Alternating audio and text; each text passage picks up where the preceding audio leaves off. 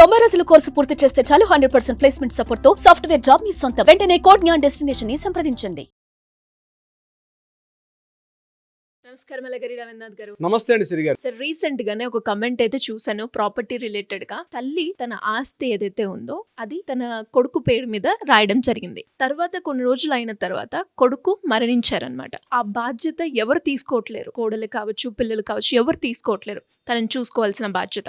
అప్పుడు ఆ తల్లి వాళ్ళకి ఏదైతే ఆస్తి ఇచ్చిందో అది తిరిగి తీసుకునే ఆప్షన్ ఉంటుందా? తీసుకున్న తర్వాత అది ఎవరైతే తనను చూస్తున్నారో వాళ్ళకి ఇచ్చే ఆప్షన్ కూడా ఉంటుందా? దీనికి సంబంధించి చట్టం ఏం చెప్తుంది? దీనికి ఎలా మనం లీగల్ పరంగా ముందుకెళ్ళాలి అంటే ఎలాంటి చట్టాలు ఉంటాయి సార్? మీరు అడిగిన ప్రశ్న చాలా క్లియర్గా ఉంది అక్కడ సిరి గారు. ఎట్లా అంటే హిందూ వారసత్వ హక్కు చట్టం 1956 ప్రకారం అందులో సెక్షన్స్ ఒక 30 సెక్షన్స్ ఉంటాయి. అందులో క్లియర్గా మెన్షన్ చేశారు. ఇప్పుడు మీరు అడిగినటువంటి ప్రశ్న ఎలా ఉందంటే, తల్లి తన యొక్క ఆస్తిని తన కుమారుడికి ఇచ్చేశారు. ఈ ఆస్తి తన కుమారుడికి ఇచ్చిన తర్వాత ఆ కొడుకుకి పెళ్ళి అయింది. పెళ్ళి తనకంటూ ఒక ఫ్యామిలీ ఉంది అక్కడ. ఈ ప్రాపర్టీ ఇచ్చిన తర్వాత అనుకోని పరిస్థితుల్లో తన కుమారుడు తను చనిపోయాడు అక్కడ. అప్పుడు ఆ ప్రాపర్టీని తను వెనక్కి తీసుకొని తన మిగిలిన ఆడపిల్లలు ఎవరైతే ఉన్నారో, తన యొక్క కూతుర్లు ఎవరైతే ఉన్నారో కూతుర్లకి ఈ యొక్క భాగ పంపకాన్ని ఇవ్వచ్చా అన్నది మీ యొక్క ప్రశ్న. అయితే ఇక్కడ సెక్షన్స్ ఎలా ఉంటాయంటే, ఇప్పుడు తల్లికి వచ్చిన ఆస్తి ఏ రకంగా వచ్చింది? ఫస్ట్ పాయింట్, నెంబర్ 1 పాయింట్ ఏంటంటే, ఆ ప్రాపర్టీ ఆ తల్లికి ఎలా వచ్చింది? యాన్షియంటల్ ప్రాపర్టీ వచ్చింది అనుకుందాం తల్లికి, లేకపోతే తన భర్త సంపాదించిన ప్రాపర్టీ అనుకుందాం. ఇప్పుడు తన భర్త సంపాదించిన ఆస్తి తన కొడుకుకి రాశారు. ఆ రాసేటప్పుడు మొత్తాన్ని రాసే అధికారం లేదు కదా. ఇప్పుడు తన కూతురికి కొంత, కొడుకు కొంత రాయాల్సి వస్తుంది. మొత్తం ఆస్తిని ఒక కొడుకునే మనం పూర్తిగా కొన్ని వీడియోస్ మనం చేసాం. తన యొక్క పూర్వీకుల ఆస్తి అయినా ఆ ఎంటైర్ ప్రాపర్టీని ఒకే ఒక కొడుకు మీద రాసే అధికారం అయితే లేదు. ఖచ్చితంగా నెంబర్ 1 పాయింట్. లేదా తన సెల్ఫ్ గైన్డ్ ప్రాపర్టీ అయితే ఈ యొక్క చనిపోయిన తల్లి యొక్క భర్త బతికున్న క్షణంలో ఎంటైర్ ప్రాపర్టీని అతనికి ఇచ్చే అవకాశం అయితే లేదు. లేదా మీరన్నట్టు ప్రశ్న, ఆ తల్లికి ఇతరత్ర రూపంలో వచ్చే ప్రాపర్టీని ఈ కొడుకుకి ఇచ్చిన క్షణంలో ఇక్కడ ఆ తీసుకున్నటువంటి ప్రాపర్టీ తీసుకున్నటువంటి కొడుకు కొన్ని అనివార్య పరిస్థితులు చనిపోతే అతనికంటే ఒక పరివారం ఉంది, అతనికంటే ఒక కుటుంబం ఉంది. అంటే తన భార్య, తన పిల్లలు కూడా ఉన్నారు. ఎప్పుడైతే భర్త చనిపోయాడో ఆ ప్రాపర్టీకి పూర్తి హక్కుదారులు ఖచ్చితంగా వీళ్ళు అవుతారు. ఎవరు?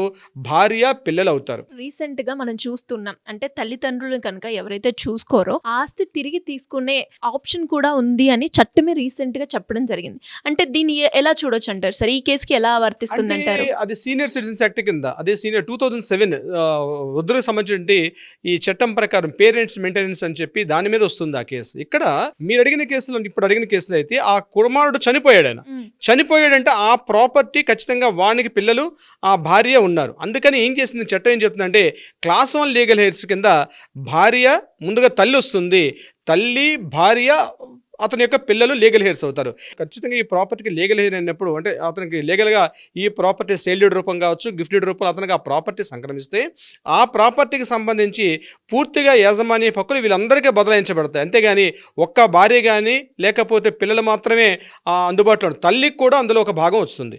ఎప్పుడైతే తల్లికి తనకంటూ ఒక షేర్ వచ్చిందో ఆ షేర్ను, అంటే తల్లికి రూపంలో వచ్చిన ఏదే షేరు, సపోజ్ అక్కడ ఒక ఇంత ప్రాపర్టీ ఉంది, ఆ ప్రాపర్టీని ఏం చేస్తారంటే తల్లికి ఒక భాగం వస్తుంది, భార్యకు భాగం వస్తుంది, పిల్లలకు కూడా వాటాదారులు అవుతారు. ఇక్కడ కొడుకు, ఈమెకి భర్త చనిపోయారు కాబట్టి ఎప్పుడైతే ఇతను చనిపోయాడో అతని యొక్క తల్లికి భాగం వచ్చింది, భార్యకు కూడా భాగం వచ్చింది.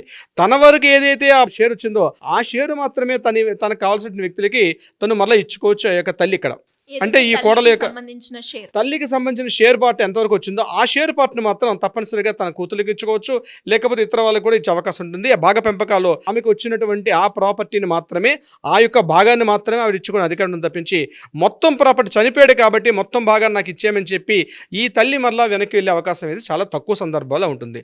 అలా కాకుండా ఈ ప్రాపర్టీ తన కొడుకుకి ఇచ్చేశారు, కొడుకు బతికి ఉన్నాడు కానీ కొడుకులు సరిగ్గా చూసుకోవట్లేదు, కొడుకు కావచ్చు కూతురు కానీ సరిగ్గా చూసుకోవట్లేదు, ఈమె సీనియర్ సిటిజన్ అయి ఉంది. అటువంటి సందర్భంలో తల్లిని చూసుకోవట్లేని పక్షంలో అది ఆ చట్టం ఏమొస్తుందంటే సీనియర్ సిటిజన్స్ యాక్ట్ కింద 2007 సీనియర్ సిటిజన్ యాక్ట్ ప్రకారం తల్లిదండ్రులు చూసుకోవట్లేదు కాబట్టి వాళ్ళకి మెయింటెనెన్స్ పరంగా ఇమ్మని చెప్పి దగ్గరలో ఉన్న ఆర్డీఓ గారిని సంప్రదిస్తే దానికి సంబంధించి వివరాలు ఇస్తారు.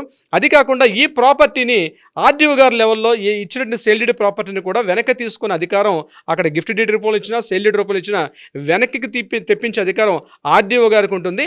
అది పూర్తిగా దానికి సంబంధించిన అధికారులు అక్కడ ఆర్డీ గారు పూర్తిగా విచారణ చేసి ఎంతవరకు కరెక్ట్ కాదని చెప్పి ఆ కేసును పూర్తిగా పరిశీలించి న్యాయపరంగా మన సెక్షన్స్ ప్రకారం ఇందులో సెట్ అవుతారని చెప్పి దాని తగ్గట్టుగా ఆ తల్లికి న్యాయం చేసే ప్రక్రియ అయితే ఉంటుంది. ఏదేమైనప్పటికీ కూడా ఇక్కడ మీరు అడిగిన ప్రశ్నలో 2 రకాలు వస్తుంది. అంటే సీనియర్ సిటిజన్స్ అయ్యండి వృద్ధాప్యంలో వేరే ఆధారం లేని సందర్భాల్లో కూడా ఇది తీసుకునే అధికారం ఉంటుంది. అలా కాని పక్షంలో అతను చనిపోయిన సందర్భంలో మాత్రం ఆ తల్లికి తనకి ఏదైతే వాటా వస్తుందో ఆ ఒక్క భాగాన్ని మాత్రం తను ఎవరికైతే వాళ్ళకి ఇచ్చుకోవచ్చు. ఇక్కడ వారికి ఎటువంటి ఆదాయం లేకుండా కనీస వసతి, కనీసం ఉండాల్సిన హౌసు, మెడిసిన్స్ ఖర్చులు ఇట్లాంటి ఏమీ పట్టించుకోకుండా తల్లిని పూర్తిగా రోడ్డుని పడేసిన సందర్భాల్లో మాత్రం ఈ సెక్షన్ వర్తిస్తుంది. 2007 యాక్ట్ వర్తిస్తుంది.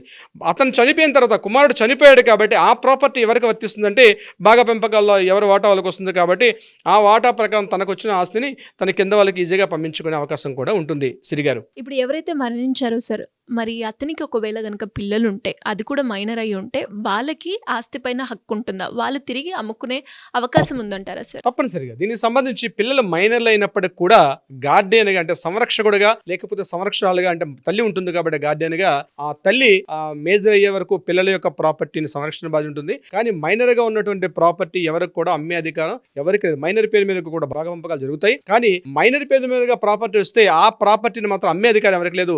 మేజర్ అయిన తర్వాత అప్పటివరకు గార్డియన్ మాత్రమే, అంటే ఆ ప్రాపర్టీకి సంరక్షకురాలుగా తల్లి మాత్రమే వ్యవహరిస్తారు. ఆ ప్రాపర్టీని అమ్మే అధికారం అయితే ఎవరికి ఉండదు. మరలా వాళ్ళు మేజర్ అయిన తర్వాత వాళ్ళు మేజర్ సర్టిఫికేట్ సబ్మిట్ చేసుకొని ఆ ప్రాపర్టీ మీద పూర్తి అధికారులు తెచ్చుకునే అవకాశం అయితే ఉంటుంది. అంటే మైనర్లుగా ఉన్నప్పుడైతే మాత్రం ఆ యొక్క ప్రాపర్టీని అమ్మే అధికారం అయితే తప్పనిసరిగా ఉండే అవకాశం లేదు. సిరిగారు, ఈ యొక్క క్లియర్ డీటెయిల్స్ ఏంటంటే ఇక్కడ తల్లి వైపు నుంచి వచ్చిందా లేకపోతే కోడల వైపు నుంచి మాట్లాడుతున్నాం అన్నది అది ఏంటంటే దగ్గరగా ఉన్న అడ్వకేట్ని కానీ ఈ యొక్క డీటెయిల్స్ అన్ని అంటే మనం ఒక వీడియో ద్వారా పూర్తిగా ఇన్ఫర్మేషన్ చెప్పలేం. అవుట్లైన్ కంటెంట్ మాత్రం మనం ఇవ్వగలుగుతాం. అంటే అవుట్లైన్ సబ్జెక్టు మారిపోతుంటాయి ఇవన్నీ కూడా. ఇప్పుడు మనోడే క్లియర్ పిక్చర్ ఏంటంటే బాగా పెంపకాలు, వ్యక్తి మరణించినప్పుడు ఎలా ఉంటుంది, వ్యక్తి మరణించకుండా జీవించి ఉండేటప్పుడు ప్రాపర్టీ హక్కులు ఎలా ఉంటాయి అన్నది మనం చెప్పగలుగుతాం. కొంతవరకు అవగాహన ఈ యొక్క వీడియో కొంతవరకు అవగాహన వరకు మనం చేయగలుగుతాం. సిరిగారు సార్, మరి ఎవరికైనా కూడా మీరు అన్నట్టుగానే వీడియోలో మనం కంప్లీట్ ఇన్ఫర్మేషన్ ఇవ్వలేం కాబట్టి మరి ఇలాంటి ఇష్యూస్ ఎవరైనా కూడా ఫేస్ చేస్తూ ఉంటే లీగల్ పరంగా వెళ్ళాలి అనుకునే వాళ్ళు ఎలా మిమ్మల్ని అప్రోచ్ అయ్యే ఛాన్స్ ఉందంటారు సార్? తప్పనిసరిగా సిరిగారు, కింద స్క్రోల్ అవుతున్న నెంబర్ని ఒక వాట్సాప్ కాల్ కానీ లేకపోతే వాట్సాప్లో డీటెయిల్స్ కానీ లేకపోతే కాల్ చేస్తే మన లీగల్ టీమ్స్ ఎప్పుడు కూడా ఉంటారు. ఎనీ టైం కూడా ఇమీడియట్గా వారికి కావాల్సిన సలహా సంప్రదింపులు చేస్తారు. అది కాకుండా న్యాయపరంగా ఏదైనా పరిష్కారం కావాలంటే కూడా ఆ దిశగా కూడా ప్రయత్నం చేస్తారు. ఇమీడియట్గా కాంటాక్ట్లోకి సంబంధించిన పత్రాలు, పేపర్స్, డాక్యుమెంట్స్ తీసుకొని రాగలిగితే ఆ పరిష్కార దిశగా కూడా ప్రయత్నం చేస్తారు. సిరిగారు, thank you sir, thank you so much. Thank you so much అండి.